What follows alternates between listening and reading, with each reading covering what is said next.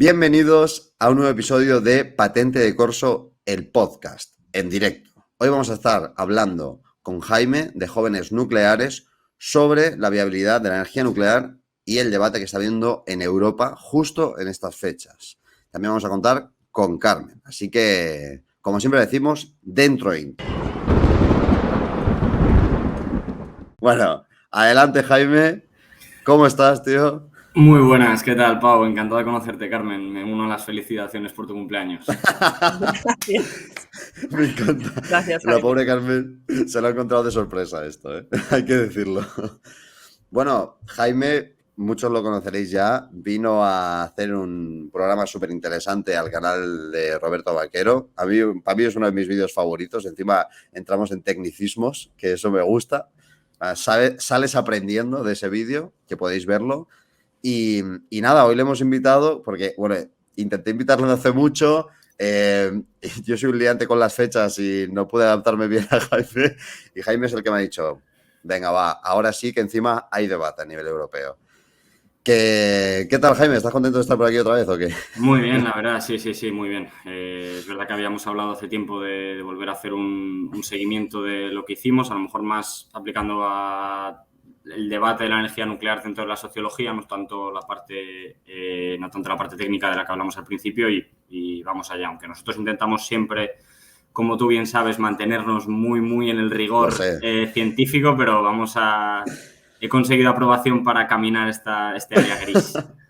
La propuesta es tuya, Jaime. Yo no he tenido nada que ver, ¿eh? A mí me interesa esto. No quiero hacer de esto, obviamente, un podcast de hablar de posturas políticas muy concretas. Yo lo que también me gusta invitarte aquí es que yo creo que a ti eso justamente es lo último que te interesa y que sirves para que muchos prejuicios que tiene la gente sobre este tema se desvanezcan. O sea, yo es una de las primeras cosas que te quería comentar. ¿Qué le dirías a toda esa gente que entra con prejuicios a escuchar esto y que está a muerte en contra de la energía nuclear por lo que ha vivido, lo que ha leído y que se toma esto casi como algo político de izquierdas, de derechas o de democracia? O sea, ¿qué le dirías a toda esa gente? Yo hace poco estuve entrevistando justo a una expresidenta de Jóvenes Nucleares, la fundadora de Jóvenes Nucleares, y me dijo una frase que yo creo que es la mejor que me han dicho desde que estoy en este mundo, que es: los neutrones no entienden de colores. Los neutrones no entienden ni de izquierdas, ni de derechas, ni de nada. Los neutrones no entienden de ideología política, es más, son neutros. Así que nosotros lo que intentamos es totalmente ser lo más asépticos posibles respecto a eso. Y lo que le diría a la gente es que mire los datos y que contraste sobre todo. O sea, que está muy bien, que se puede debatir sobre, oye, ¿es la energía nuclear segura? Yo digo que sí, otro dice que no. ¿Pero por qué? ¿Pero por qué lo dicen? He estado haciendo un buen repaso a todo el espectro para preparar el podcast. Y al final lo que me faltaba muchas veces es, pero por ambos lados, lo que hay son muchas acusaciones, muchas afirmaciones y hay poco razonamiento detrás. Entonces, yo creo que lo primero que invitaría a la gente sería que sea la postura que sea, nosotros siempre defendemos las dos posturas, pero que haya un razonamiento detrás. Eso es lo que siempre buscamos en los debates. Perfecto, yo creo que es una buena manera de introducirlo. Los neutrones son neutros, no tienen caneta política. Y además, mucha gente entrará aquí enfadada, pero también es una cosa interesante ver cómo ha evolucionado la comunidad científica en torno a este tema. Porque hoy en día es difícil, incluso hablando de divulgadores científicos que tienen cosas que perder cuando hablan de ciencia y cuando les toca hablar de nucleares, no se ponen a repetir eslóganes en contra o a favor, sino que se meten de lleno en eso y demuestran que hay muchas cosas que se han dicho sobre la nuclear durante estos años que son mentira y que yo creo que es importante poner en valor también, vaya. Yo te diría que respecto a eso, a mí hay una cosa que mucha gente me dice que es, claro, ¿cómo tú no vas a ser pronuclear si vives de ello? Yo es verdad que trabajo en el sector nuclear, así que es un punto a su favor. Pero yo lo que sí que les digo es, al final, en esta comunidad científica, yo tengo muchísima suerte de tener una educación muy amplia Con lo cual, esta no es mi única salida. Yo he rechazado ofertas de otras empresas, he rechazado ofertas de otros sectores, me moví de otro sector, yo no empecé en el mundo energético para nada, empecé en otro sector. Entonces, yo no estoy en esto por interés personal, ninguno de nosotros estamos. Es verdad que es una posición por la que creo que tenemos que estar agradecidos, el tener esa suerte, pero que ese no creo que sea un argumento válido porque, como tú bien dices, al final todos los científicos lo defendemos un poco de una postura algo más aséptica porque de verdad no dependemos de eso, no dependemos de esto para vivir.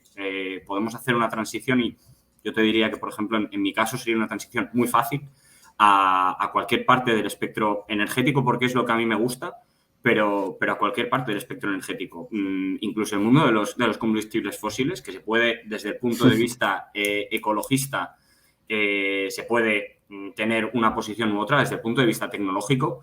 Para un ingeniero como puedo ser yo o como para todos mis compañeros, es apasionante el mundo de los combustibles fósiles desde el punto de vista científico. Desde el punto de vista científico, las renovables también son apasionantes. Entonces, no es un tema de que es que dependamos de esto 100% para vivir, sino que desde el punto de vista científico para nosotros es apasionante y luego desde nuestro punto de vista personal y social se alinean las necesidades. Y yo creo que por eso dedicamos nuestro tiempo libre. A mí nadie me paga por estar en Jóvenes Nucleares. Yo, cuando salga de la junta directiva, como mucho me llevaré un pin.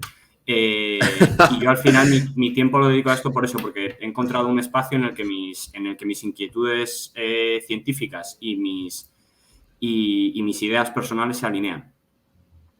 Bueno, por cierto, tengo que parar un momento. Nos han hecho una raid de 109 personas. Muchas gracias a Jordi Yatcher, que nos ha traído a mucha gente. Y, bueno, os habéis encontrado, yo creo, un tema muy interesante. Estamos hablando sobre la energía nuclear, mitos en torno a la energía nuclear y sobre lo que se está debatiendo en Europa, que ahora vamos a entrar en ello. Muchas gracias a Jordi Yatcher, que es al amo, y a toda su comunidad.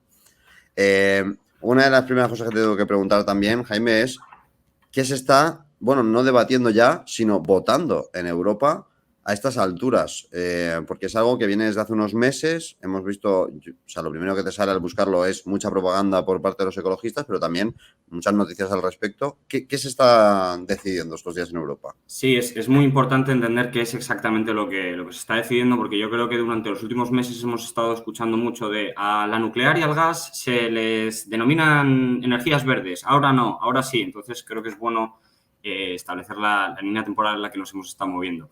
La Unión Europea, en un reglamento de cara a lo que ellos llamaban la taxonomía europea, esto es, vamos a definir ciertas energías que nosotros consideramos sostenibles, energías verdes, para las cuales vamos a destinar cierta financiación.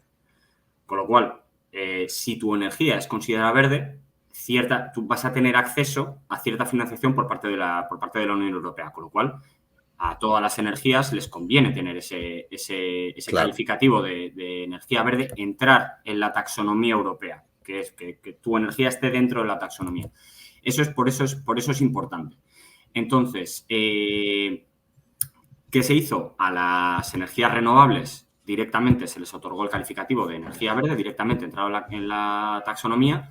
Al carbón, por ejemplo, no, directamente se le excluyó. Y luego a la energía nuclear y al gas natural se les puso en barbecho.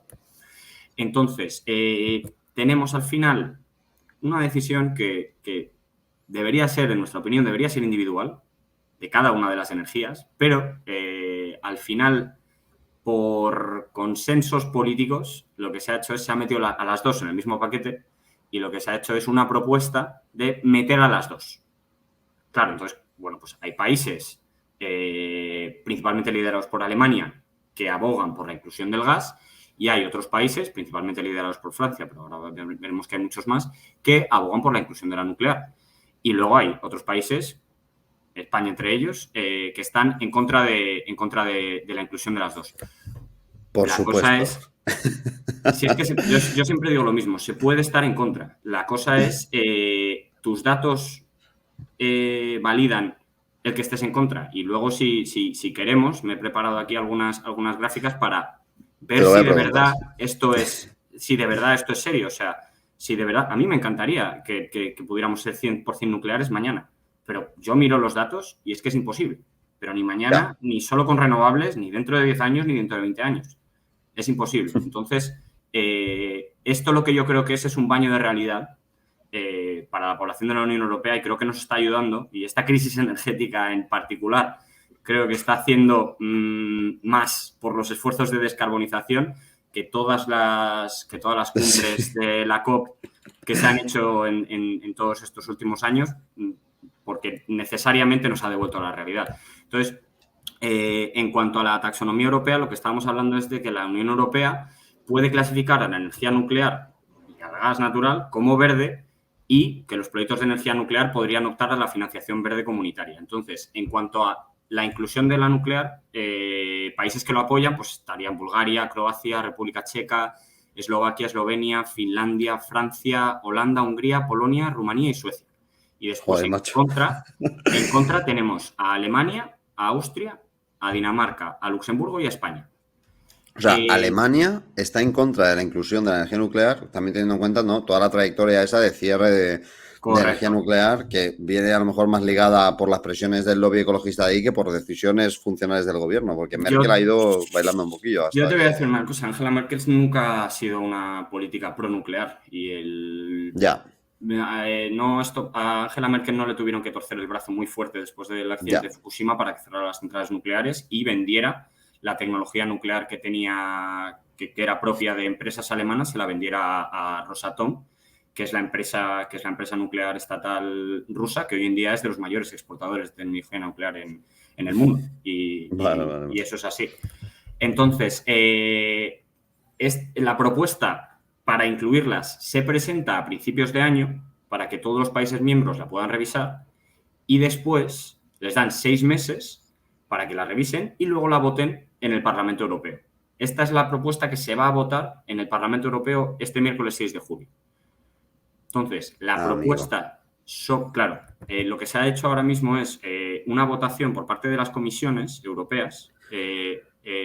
Las comisiones europeas, para hacer el símil, serían como los ministerios a nivel estatal. ¿De acuerdo? Entonces, se han hecho en un par de las comisiones, en un par de los ministerios, se han hecho votaciones al respecto, que no son para nada vinculantes. Y ahora la que cuenta es la del 6 de julio del Parlamento Europeo, en la que se votará si tanto la energía nuclear como el gas entran dentro de esta taxonomía. Entonces, la propuesta... Sí, perdona, Jaime, pero las votaciones de las comisiones se han vendido un poco a nivel periodístico como se pierde una votación clave para la catástrofe, ¿me entiendes? Nada. No cuenta para nada. Es más, se necesita una mayoría cualificada para tumbar la propuesta. O sea, la propuesta no tiene que para que lo entendamos, no se tiene que votar a favor de la propuesta, sino que tiene que salir una mayoría en contra de la propuesta para que no pase. ¿De acuerdo? Vale. Entonces, la propuesta sobre la energía nuclear se basa en un exhaustivo informe del JRC, que son sus siglas en inglés, el Joint Research Center, que es el Centro Conjunto de Investigación, que es el servicio de soporte científico-técnico de la Comisión Europea. Entonces, en este informe de 400 páginas, que esto, yo creo que en nuestro anterior podcast ya hablamos de esto porque este informe ya salió hace un tiempo. La energía nuclear, lo que dice el informe es que puede hacer una contribución sustancial al objetivo de mitigación del cambio climático y no causa un daño significativo a los otros 4 objetivos ambientales del reglamento sobre la taxonomía. Esto de no causa un daño significativo puede parecer no, pero causa daño y tal. No, es que literalmente así lo que se llama el informe evaluación técnica de la energía nuclear respecto al criterio, que así está denominado el criterio de la Comisión Europea, de no hacer daño significativo al medio ambiente. Entonces, básicamente lo que dice es, oiga, usted ha metido a las energías renovables aquí y el estudio muestra, con datos científicos y evidencia científica que lo respalde, que la energía nuclear no realiza un daño mayor al medio ambiente que estas energías renovables que usted ha metido. Con lo cual, si usted ha metido estas energías renovables y la energía nuclear no causa un daño mayor que ellas, yo ahí se lo dejo. Básicamente, estos son los matices que se pierden después en el debate siempre. Exacto. Son los matices que la gente utiliza de repente como arma arrojadiza y Es absurdo. Entonces yo, que me he dedicado mucho tiempo a leerme los 400 páginas, yo te agradezco que me des tiempo en tu podcast para... Dios te bendiga, Jaime. Dios te bendiga, el hombre más preparado. Es el más preparado que ha venido. Cosas de las que hablan aquí, que es uno de los puntos de debate válidos, en mi opinión, entre los pronucleares y los antinucleares, es el tema de los residuos radiactivos. Los residuos radiactivos, al final, como sabemos, son radiactivos durante miles de años, varios de ellos, dependiendo de lo que estemos hablando exactamente, pueden estar decayendo durante miles de años. ¿Cuál es la solución científica que se ha llegado? Los almacenes geológicos profundos. Que los almacenes geológicos profundos son depósitos subterráneos a miles de metros en zonas geológicamente estables. Entonces, el informe habla de los almacenes geológicos profundos y se dice que se pueden considerar, según los conocimientos actuales, como medios apropiados y seguros para aislar el combustible utilizado y durante escalas de tiempo muy prolongadas y que ahora mismo, a día de hoy, ya disponemos de las tecnologías necesarias. Luego dice que que si hay potencial para impactos medioambientales, se pueden implementar medidas apropiadas para prevenir los impactos o mitigar sus consecuencias, que al final siempre es la fórmula que nosotros utilizamos de riesgo. Para nosotros, el riesgo es igual a la probabilidad de que pase algo por la consecuencia una vez que eso ha pasado. Entonces, nosotros siempre atacamos el riesgo de las dos maneras. Minimizando la probabilidad de que algo pase y después mitigando las consecuencias en caso de que eso pase. Por eso te dice aquí de prevenir impactos y mitigar consecuencias utilizando la tecnología existente. Y luego dice que el cumplimiento de la legislación del Tratado Europeo respecto a la energía nuclear y los procesos de concesión de licencias proporciona suficiente confianza en que el impacto del ciclo de vida completo de la energía nuclear para los seres humanos y el medio ambiente permanece por debajo de niveles nocivos. Entonces, esto lo dice en cuanto a los residuos.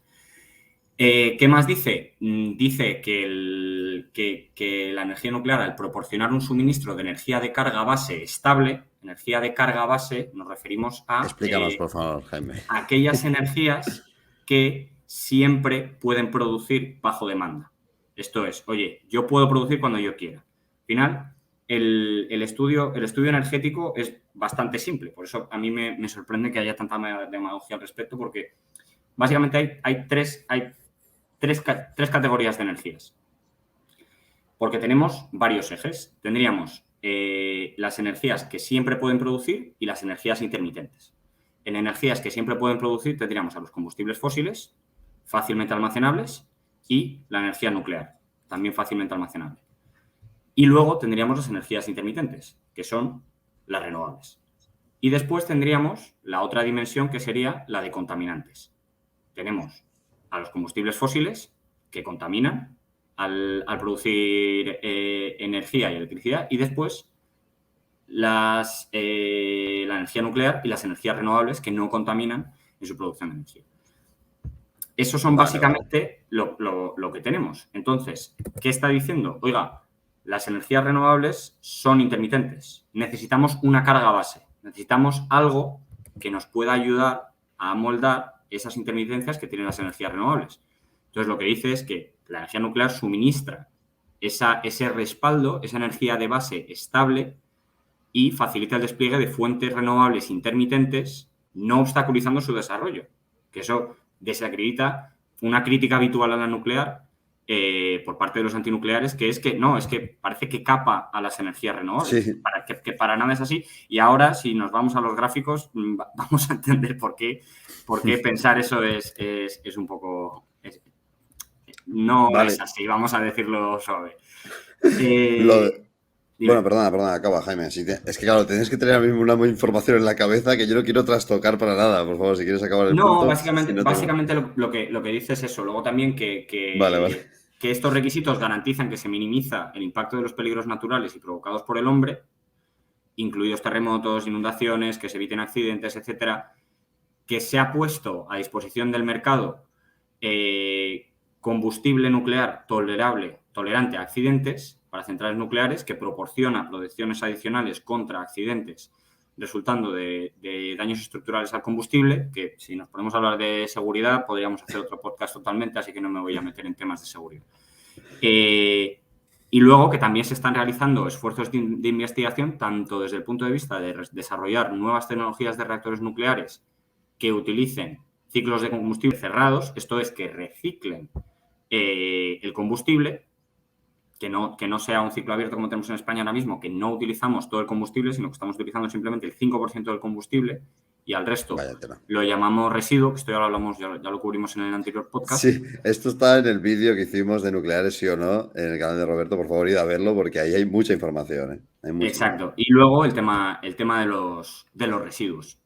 Entonces esto, en cuanto, este es el estudio que está en cuanto a la inclusión de la nuclear o no en la taxonomía que se le encargó al JRC. Lo que no hay es un estudio igual para el gas. El gas claro. Simplemente entró ahí, principalmente promovido por Alemania. Hay muchas teorías por ahí. El ex canciller alemán Gerhard Schröder es director o era director hasta hace nada porque prácticamente le hicieron dimitir de la Junta de Supervisión de Rosneft, que es la petrolera estatal rusa. Fue propuesto para integrar la Junta Directiva de Gazprom, que es la gasista estatal rusa. Entonces, se habla mucho de las razones ocultas de Alemania para ser tan favorable a la inclusión del gas en la taxonomía. También está que han pagado millones y millones de euros en un gasoducto que probablemente no vea la luz. El Nord Stream 2, claro, que se ha quedado a medias, ¿no? Y ahora mismo, básicamente lo que han hecho ha sido, con estas tensiones geopolíticas que tenemos hoy en día y que no son coyunturales, o sea, que esto es un peligro latente que se llevaba avisando ya varios años, el tema de la dependencia de combustibles fósiles de áreas geopolíticas no muy estables y que al final se ha acabado viendo a la luz. Entonces los alemanes han intentado, lo primero que hicieron fue intentar reabrir las centrales nucleares que habían cerrado a finales de año. Les dijeron que no era viable hacer así en un día. Y luego ahora lo que han hecho es dar la vuelta y están quemando carbón como locos. Entonces, sí, lo del carbón en Alemania es un caso también.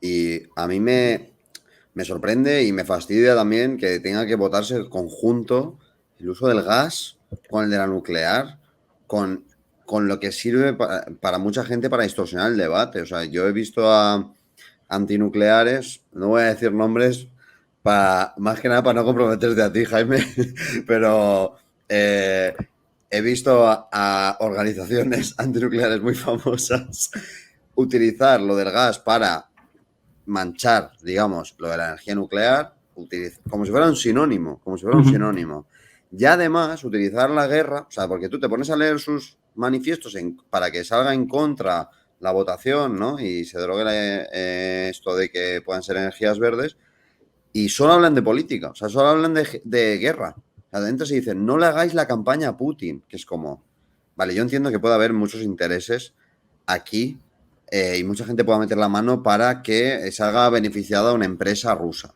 por ejemplo. Vale. Pero si tú eres una compañía, o sea, una organización ecologista, o tú eres un tío en su casa que eres antinuclear y quieres convencer a la gente de que tienes razón o no, tío, al menos usa datos, habla de si es más contaminante o menos, métete en el debate, porque si lo único que dices es no, esto es porque Putin está intentando meterse en Europa. Es peor aún para el debate. O sea, es que me ha sorprendido de verdad. Digo, aún no he leído un dato en las 4 páginas en las que me llevas hablando aquí de la conspiración.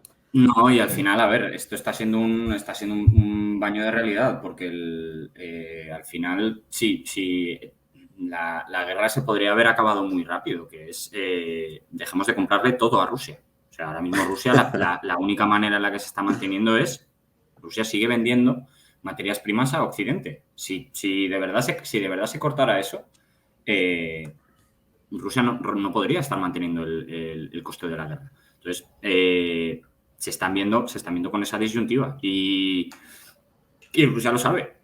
Y se habla mucho yo he escuchado mucho la caída del rublo cuando empezó la guerra, pero lo que no se dice es que el rublo desde que empezó la guerra se ha fortalecido. Se ha fortalecido. Al principio sí. Cayó en picado, pero en cuanto Putin puso que era obligatorio Comprar pagar en las rublos. materias primas en rublos. Es más, ahora mismo el Banco Central ruso lo que está intentando es implementar medidas para frenar el fortalecimiento del rublo. O sea, están teniendo un problema de que el rublo está demasiado fuerte y se les está yendo de mano lo fuerte que está el rublo. Entonces, el pueblo europeo y principalmente el alemán, lo que se va a ver en muy pronto, porque al final, como dicen en Juego de Tronos, winter is coming. Winter is coming. Sí, a menos 10 grados. Sí, sí, va a ser una locura. Y Alemania necesita el gas natural para sobrevivir en invierno. Y ya el otro día, por ejemplo, en una entrevista a Pedro Sánchez se le hablaba del razonamiento del gas en invierno y vino a decir que, bueno, que no se podía descartar ningún tipo de medida, porque aunque sí que es verdad que nosotros no dependemos de gas ruso, sino que dependemos de gas argelino y nuestros problemas tenemos con eso. Sí. Sí que tenemos un tratado de la Unión Europea que lo que dice es que sí, hay otros países que lo están pasando mal en ese sentido, nosotros tenemos que relacionarnos para pasarles gas natural. Entonces, al final esto claro, es un baño de realidad. Geopolítica. Claro, es un baño hay geopolítica de de por medio también y también hay propaganda de un lado u otro. Tampoco me quiero meter aquí, ¿sabes? A ver cómo repartimos gas si todo sigue como va con Argelia, porque es que, claro, ahora también, como seguimos la hoja de ruta, lo que nos dicen desde fuera, pues no sé qué estrategia vamos a seguir para no depender de Rusia, este caso. Aún así, quería preguntarte sobre España, Jaime. ¿Por qué España está en contra de esta propuesta? A ver, el movimiento antinuclear español, te hablaría del global primero. Es un movimiento que ha pasado un periodo de metamorfosis durante su inicio. Obviamente el movimiento antinuclear lo que empieza es como un movimiento de oposición al uso de las armas nucleares. Y creo que en eso todos estamos de acuerdo. En evitar el uso de las armas nucleares. Y luego ya, poco a poco, debido a los accidentes que fueron ocurriendo en la época de los 70 y de los 80, fue morfando hacia oposición al uso civil de la energía nuclear. Por temas de peligro de accidentes, gestión de residuos, elevado coste y después que decían que era una energía no sostenible. En España teníamos un plan muy ambicioso de construcción de energía nuclear. En España, a partir del 1950, se produce un gran interés en la energía nuclear. Se empieza a construir la primera central nuclear en 1960, que es la de Zorita, y le siguen la de Garoña, la de Vandellós 1, la de Ascó, que todas estas centrales, recordemos que son propiedad de las eléctricas, ¿de acuerdo? En la antigua Unión Fenosa, que hoy en día está integrada dentro de Naturgy, Iberdrola, Endesa, etc. Entonces, tras la llegada del PSOE en 1982, se suspenden los programas de energía nuclear, la llamada moratoria nuclear. Ahora entramos un poquito más en detalle en el porqué de esta moratoria nuclear, porque tiene versión oficial y versión oficiosa. Entonces, se suspenden los programas y, claro, ellos lo habían metido en su programa electoral. Entonces, en 1991 se paralizan y se suspenden las obras de 7 centrales nucleares que había proyectadas. En Lemóniz, 2 reactores, en Valdecaballeros, 2 reactores, en Trillo, otro reactor, Regódola y Sayago. Entonces, claro, las pérdidas de las inversiones que ya habían tenido que realizar las eléctricas y que ahora no podían recuperar, oiga, yo he invertido en esta central para luego sacarle un rendimiento económico. Yo ya he invertido una cantidad de dinero muy sustanciosa y ahora usted de repente, Estado, me está llegando y me está diciendo, no, párelo. Oiga, yo he invertido aquí. ¿Quién me va a mí a devolver este dinero? Entonces, lo que hace es el Estado les compensa mediante una disposición en la que les permite a las compañías eléctricas cobrar un porcentaje para recuperar las inversiones. Pues que esto fue un poco una versión primogénita del llamado déficit de tarifa, pero que eso era para devolver el dinero de las inversiones renovables, pues para la moratoria nuclear hubo lo mismo. Eso se terminó de compensar en 2015. ¿vale? Y la moratoria nuclear, desde 1997 en España no hay moratoria nuclear. Lo que no hay son empresas que vayan a hacer una inversión tan importante para que luego llegue un gobierno y se la pueda cerrar. O sea, en España el desarrollo de la tecnología nuclear lo que pasa primero es por un gran pacto de Estado en el cual se diga, oiga, esta inversión que yo voy a tardar en amortizarla 60 años, alguien me tiene que asegurar cierta estabilidad en mi inversión en estos 60 años. Y si nadie me la asegura, oiga, el dinero es miedoso, yo no voy a invertir. Entonces, las interpretaciones que hay para esta moratoria nuclear son dos. La primera, que es la versión oficial, que es los movimientos ecologistas. Presión por parte de los movimientos ecologistas y partidos políticos. En el caso de las elecciones del 82, el PSOE de Felipe González, que decía que por razones de seguridad y sobre responsabilidad querían cerrar todas las centrales nucleares. Sobre responsabilidad sobre los residuos, sobre la eliminación de los residuos radiactivos. Los famosos luego, cementerios, que sé que no exacto, te gusta que se llamen así, luego, pero para que se me entienda. Exacto, que luego en 2006 dijo Felipe González que bueno, que esas cosas ya habían cambiado. Que ya pero eso es la esencia de Felipe González. Claro, las centrales nucleares ya eran más seguras, los residuos ya sabíamos qué hacer, pero vuelvo a decir y quiero incidir en que no es esto un caso contra Felipe González ni contra el PSOE, porque ahora más adelante volveremos a hablar también de que es que todo el que ha tocado el poder ha hecho lo mismo. O sea, no es una defensa. La ruta está marcada, ¿no? O sea, no te puedes salir de claro, ahí. No es un ataque ni una defensa contra nadie. Quiero remarcarlo otra vez. Pero la interpretación que se tiene de la moratoria nuclear, que fue a nivel mundial. O sea, no es que en España dejáramos de construir centrales nucleares, es que se dejaron de construir centrales nucleares a nivel mundial. En Estados Unidos había 180 pedidos en la década de los 80 y que en la década de los 90 bajaron a ser decenas de pedidos. No sé si llegaban a 10 siquiera. Entonces, todo el mundo apunta a causas puramente económicas, derivadas de, y a ver si ciertas cosas que las que voy a decir, a ver si os suenan. A la crisis del petróleo de 1973, una crisis energética. ¿Qué pasó? Después de la crisis del petróleo, lo que experimentamos son fuertes tensiones inflacionistas, que no sé si a alguien le sonarán, debido a fuertes subidas en los tipos de interés por parte de la Reserva Federal de los Estados Unidos y de los bancos centrales. No sé si a alguien le suena esto. Entonces, ¿qué pasó? Debido a estas tensiones inflacionistas, se contrae el consumo eléctrico en Estados Unidos versus las previsiones que tenían. Oiga, yo voy a construir 200 reactores. ¿Por qué? Porque es que estoy teniendo un crecimiento de consumo eléctrico bestial y lo necesito, y lo voy a necesitar, y la electricidad va a subir de precio y mi inversión se va a amortizar perfectamente. Además, el público la va a necesitar porque las centrales nucleares ayudan a mantener el precio más barato. Entonces, aquí ganamos todos. ¿Qué pasa? Se hicieron unas inversiones bestiales y crisis económica. Entonces, ¿qué pasa? Básicamente lo que tenemos es a las eléctricas en quiebra.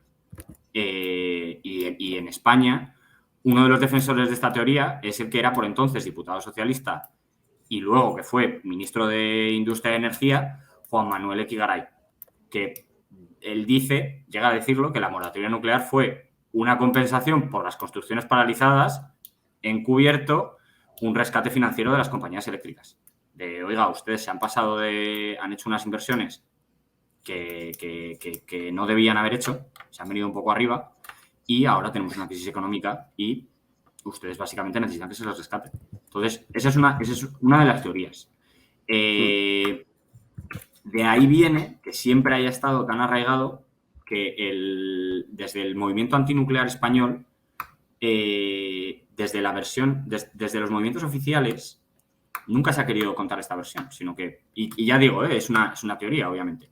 Pero lo que siempre se ha dicho, lo que siempre se ha arraigado a la sociedad es nuclear no, nuclear es insegura, nuclear no, gracias.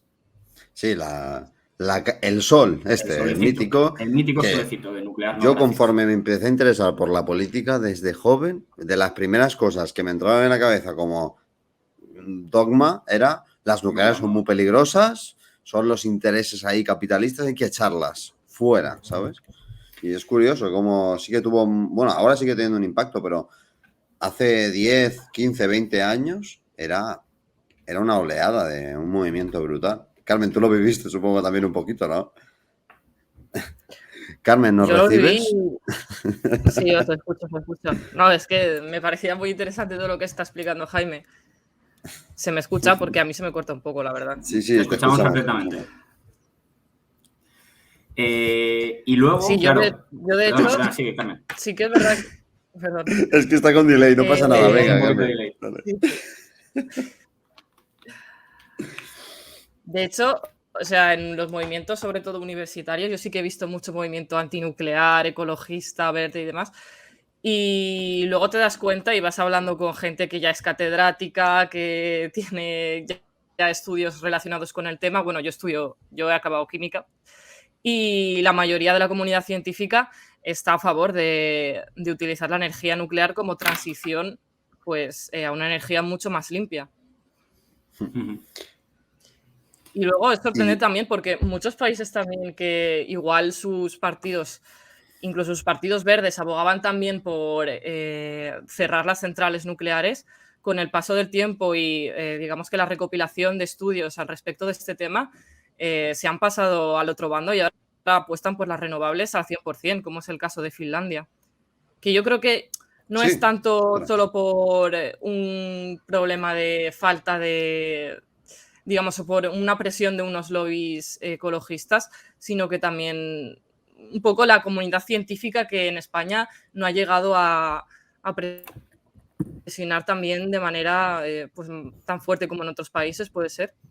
Jaime, quería hacerte esa pregunta, sí, o sea, nos estás explicando los antecedentes de por qué España no ha dicho que no, digamos, a esta propuesta, ¿no? Porque, O va claro, a decir que no.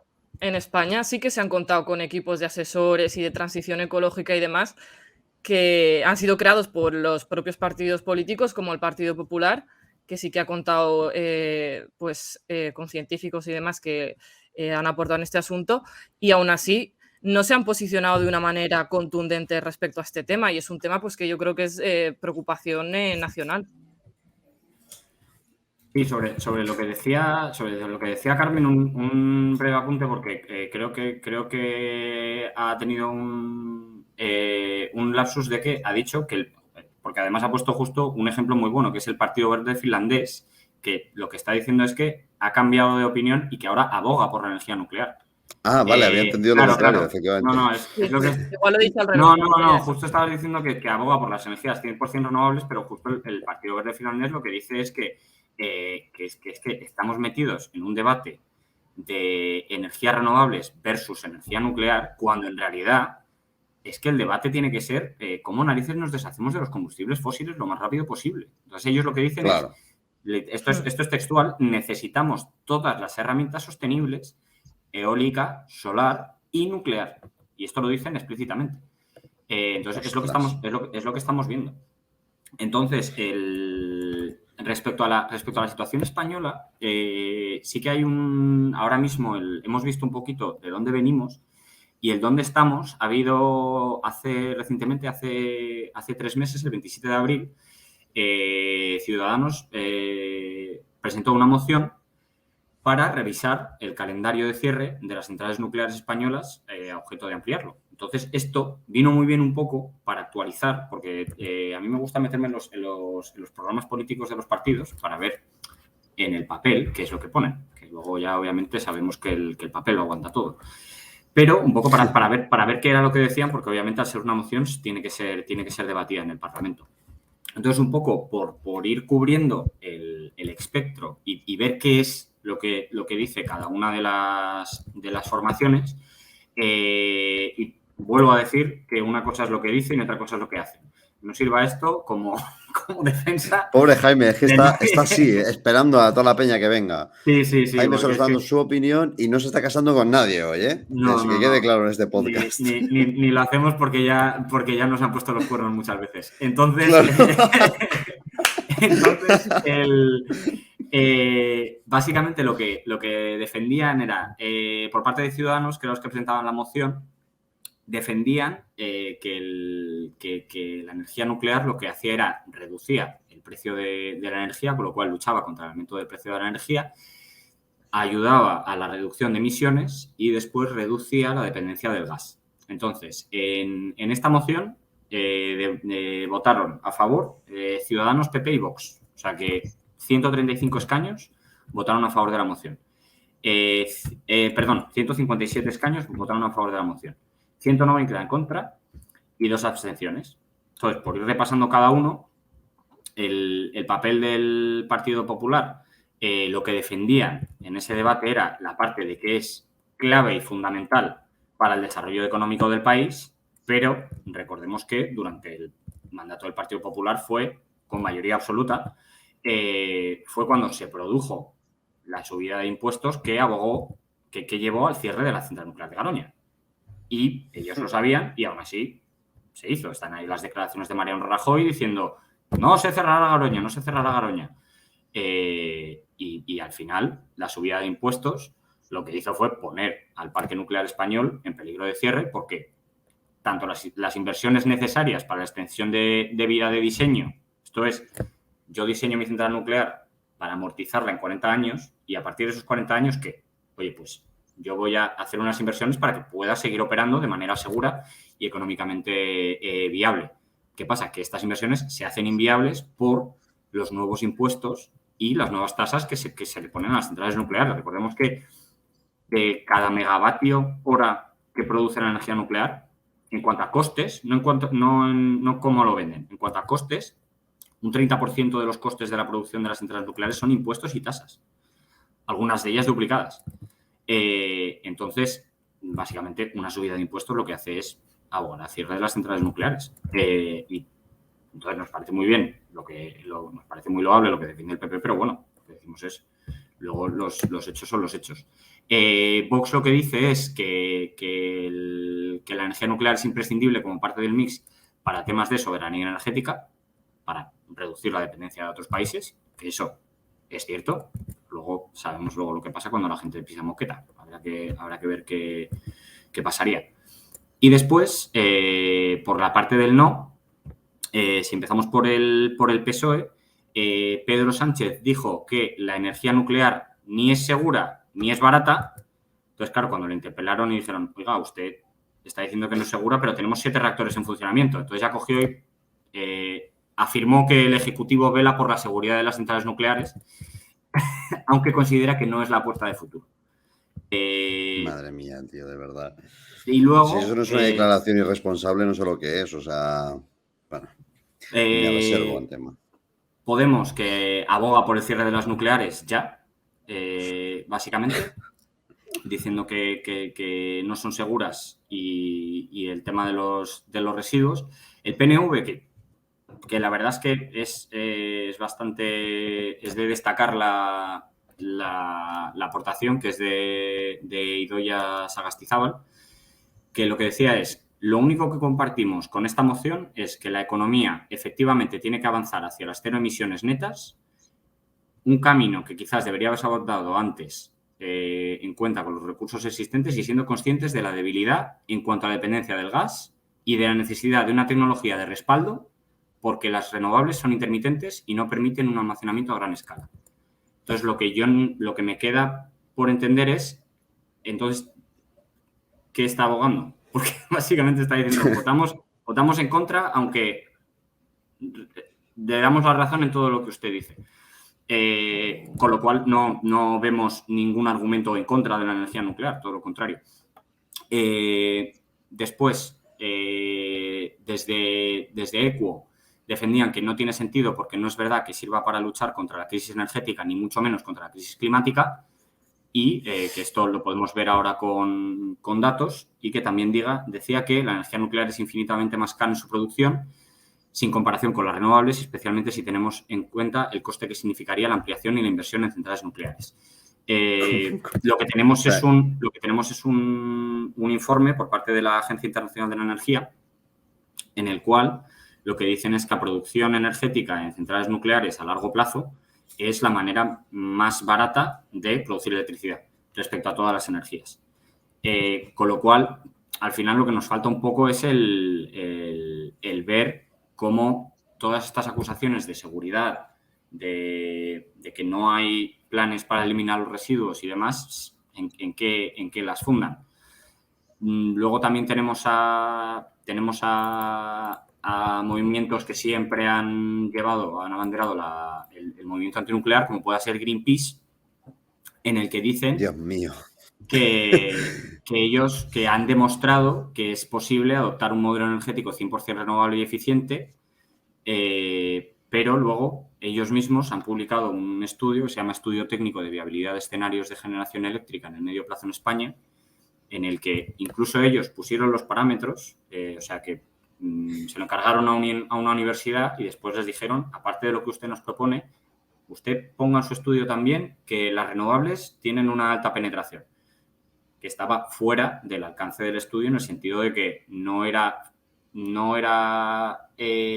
creíble una penetración tan alta de las renovables, pero aún así, oiga, ellos son los que pagan, pues yo meto en el estudio lo que usted quiera.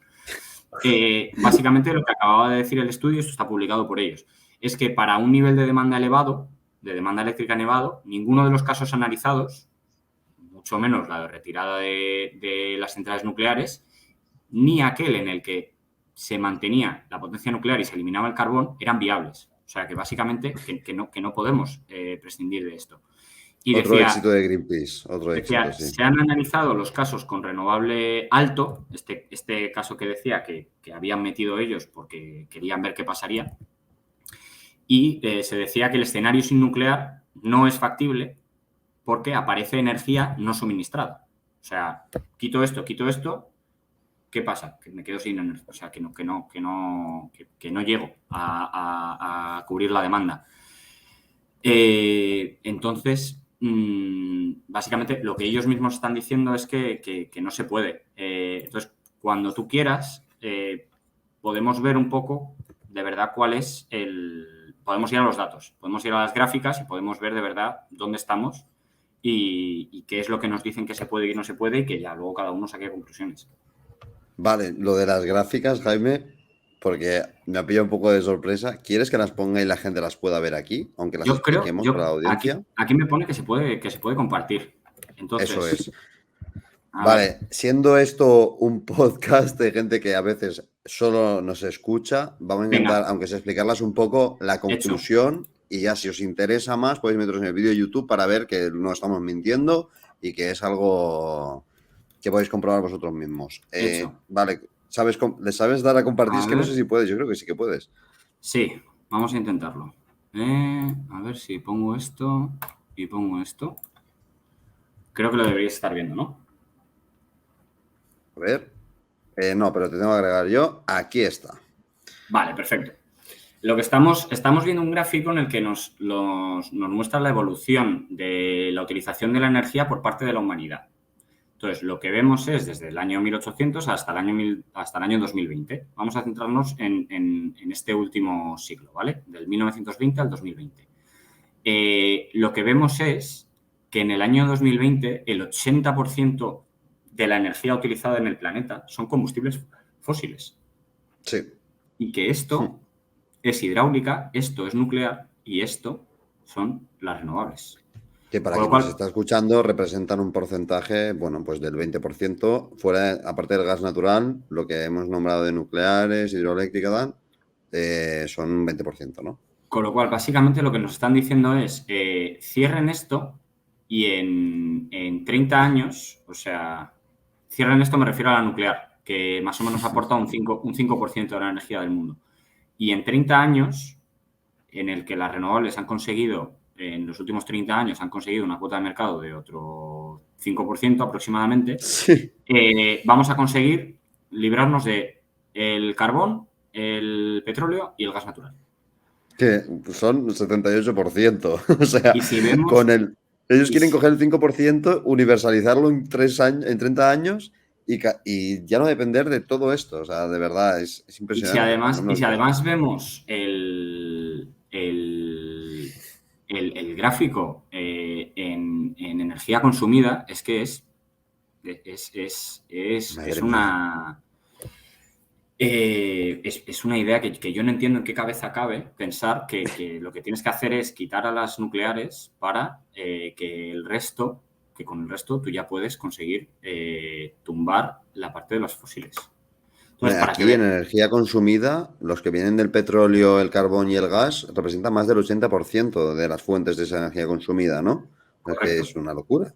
Correcto. O sea, ¿y la nuclear aquí qué representa? Pues eso, Un 5%. será un 5, un 5%. ¿Sí?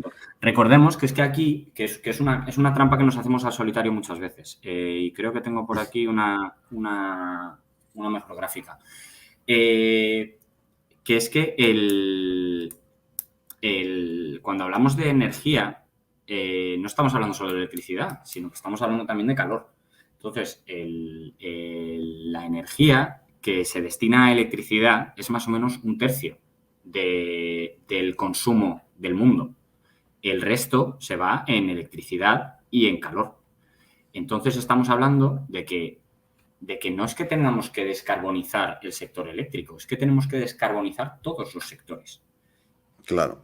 Y cuando nos dicen que es que vamos a librarnos de todo ese 85% del gráfico, es una cosa infumable directamente.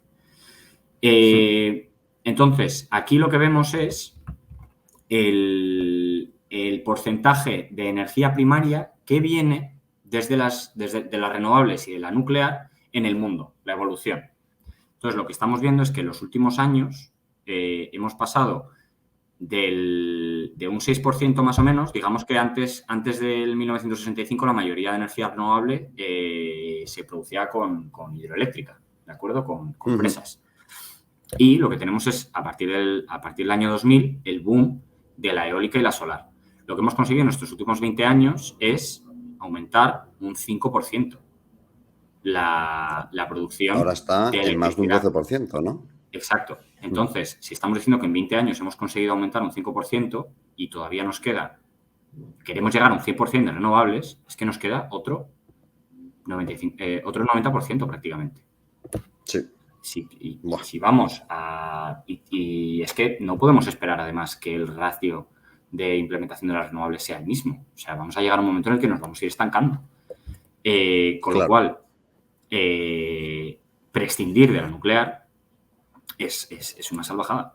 Entonces, si empezamos... O sea, la nuclear, perdona, si no entiendo mal este gráfico, Jaime, la nuclear se utiliza menos también en porcentaje.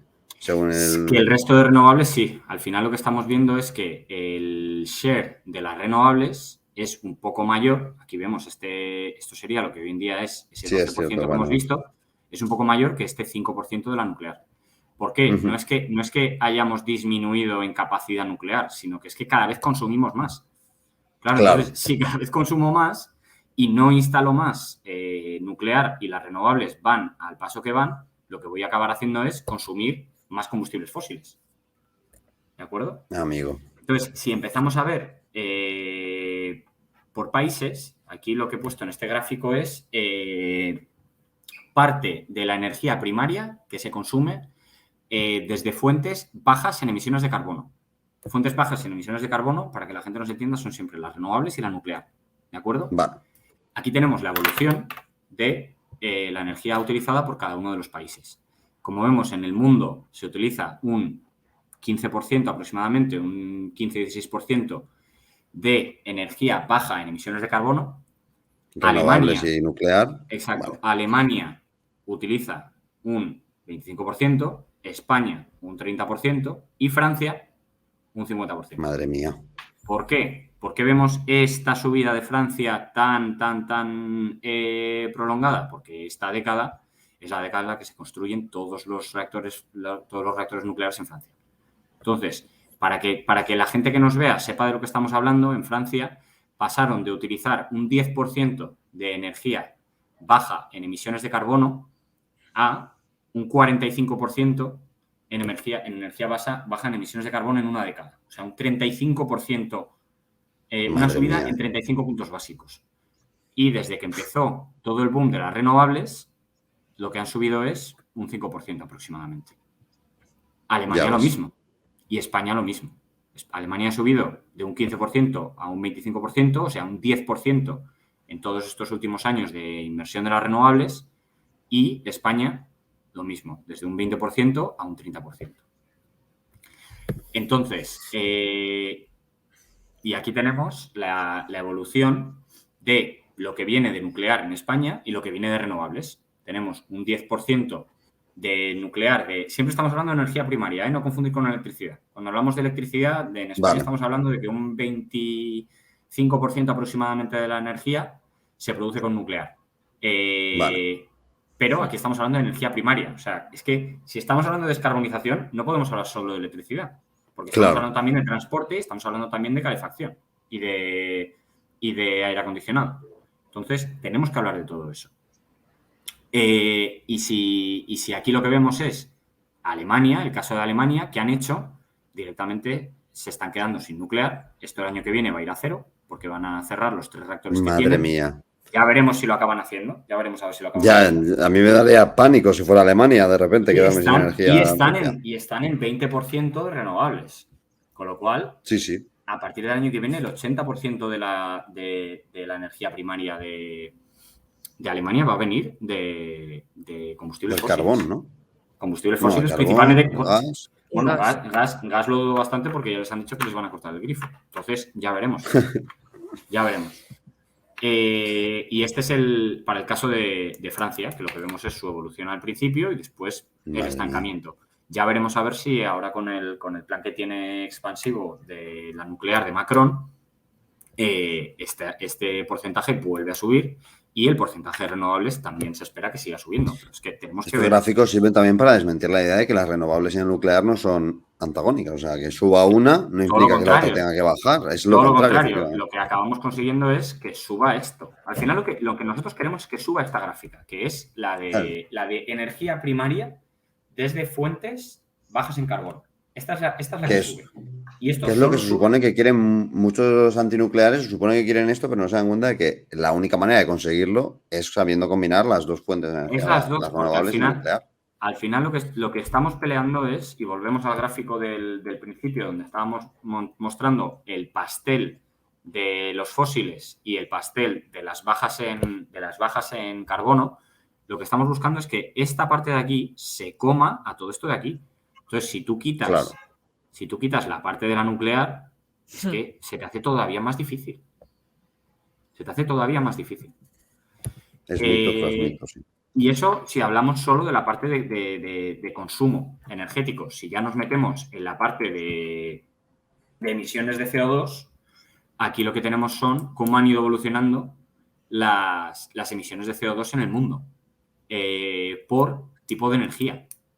Entonces, si esperamos que esto de repente caiga drásticamente a cero, es que no estamos hablando, para que la gente se haga una idea en el podcast, no sé cómo explicarlo, en 1950 la emisión de CO2 era de, si no me equivoco, 5 billones de toneladas a nivel mundial. 1 billón de toneladas, sí. Esto sería 1 billón.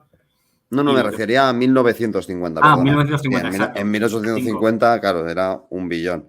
Sí, en 1950, 5 billones y en 2020 tenemos más de 35 billones de toneladas. O sea, hemos multiplicado por 7 en los últimos 70 años y lo que estamos pretendiendo es en los próximos 30 que esto vaya a cero. Y lo que pretendemos y lo que estamos diciendo es que además, algunos lo que defienden es que además sin energía nuclear. No, claro, por supuesto, y con chanclas y desnudos también. Es que, ¿qué me está contando? Claro, nosotros lo que ponemos en duda es que ya es muy difícil llevar esto a cero. Ya es muy difícil, labor titánica, más encima si lo que pretendes es hacerlo sin energía nuclear. Aquí lo que vemos es por sectores, que era lo que os estaba enseñando antes, cuál es la parte del pastel por cada uno de los sectores en cuanto a emisiones de gases de efecto invernadero. ¿Qué tenemos? Que solo en energía, las emisiones solo el sector energético es responsable de 1/4 de todas las emisiones de gases de efecto invernadero. 1/3, como estábamos hablando antes, la industria, 1/3 aproximadamente el transporte y 1/3 la calefacción. Bueno, la energía de 1/4 o de 3/4. Perdón, Estamos 3/4, un 75% Vale. las emisiones de gases de efecto invernadero son debidas a la combustión de energía. Vale, es que había escuchado un cuarto yo. Yo aquí veo más. De esto, claro, lo que estaba diciendo es de que esto, un cuarto es debido a la industria, un cuarto debido al transporte y un cuarto debido a calefacción. Es impresionante, ¿eh? Es lo mínimo que debería haber sobre la mesa para un debate sobre nucleares. Bueno, este, por cierto, es el podcast con más gráficos y datos que hemos tenido nunca. Estoy abrumado, la verdad, estoy abrumado. Y ya luego lo que teníamos es el de la seguridad. El de la seguridad y cuál es más limpia. Entonces, aquí tenemos a la izquierda, lo que vemos es tasa de mortalidad debida a accidentes y contaminación por teravatio hora, que es una unidad de energía en el mundo. Entonces, lo que tenemos es, obviamente, hay por cada teravatio hora 24 muertes cuando lo que estamos haciendo es quemar carbón, 19 muertes debido al petróleo, 3 muertes debido al gas natural, 4,6 debido a la biomasa y después ya vemos que están la hidroeléctrica, la nuclear, la eólica y la solar. Que vemos que están son 0,0, ¿no? 2, 0,02, 0,07, 0,04 y 0,02. Que luego cuando hablas con gente antinuclear es un argumento recurrente el tema de las muertes. Te dicen. Sí. Y no fundamentadas en nada porque luego dices, ¿de dónde han salido tantas muertes? Como con otros temas. Y aquí lo que te dice es que, por si no quedaba suficiente claro, tiene en cuenta los desastres de Chernóbil y de Fukushima. Y los accidentes ocupacionales debidos a la minería y a la remolada. Ya ves. Esto es un poco lo que quería mostraros. Hombre, yo estoy flipando. ¡Uy! ¡Se ha salido! Ha cerrado la pestaña. Métete, Jaime, métete. Métete, Jaime. Hay que despedir este podcast. Aquí está. Ya lo veo. Aquí está el héroe. Nada. Me he excitado tanto que he hecho como Obama, he tirado el micrófono y me he ido.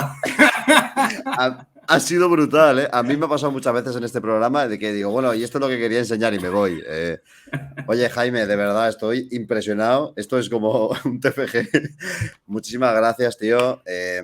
Ha sido súper instructivo. Espero que encima todas las fuentes que has dado les sirvan a la gente para investigar sobre el tema y tomar su propio criterio, o sea, utilizar su propio criterio para decidir sobre esto, pero que no se dejen llevar por este debate tan loco que hay muchas veces con soflamas y sentimentalismos y después poca realidad. Si quieres mandar un mensaje ya para terminar y dejar eso por todo lo alto. No, nada, que la gente sea consciente de lo que nos estamos jugando en la votación de dentro de un par de días. Salga lo que acabe saliendo, que sepan cuáles van a ser las consecuencias de todo esto y al fin, y nada. Yo lo que quiero es que la gente esté informada. Para eso estamos.